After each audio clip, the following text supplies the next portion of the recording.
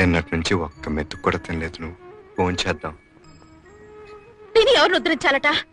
తినకపోతే నీరసం వస్తుంది. ఇవాళ నీరసం వస్తుంది, రేపు శోష వస్తుంది, ఎల్లుండి చావు వస్తుంది, అవతల ఎల్లుండి దినం వస్తుంది. అంతేగా?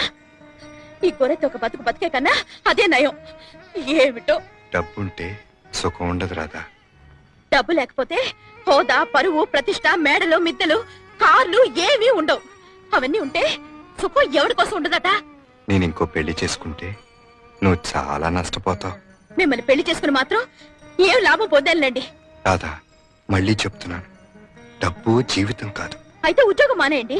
జీతం లేకుండా ఎలా బ్రతుకుతాం? డబ్బు జీవితం కాదన్నారుగా మరి. బ్రతకటానికి కావలసినంత కావాలి. ఆ బ్రతికే ఇంకాస్త సుఖంగా గడపడానికి ఎక్కువ డబ్బు కావాలి అంటున్నాను. అయితే డబ్బులోనే సుఖం ఉందంటావు. అంతేగా మరి. డబ్బుంటే సుఖపడతానంటావు. వేరే చెప్పాలా?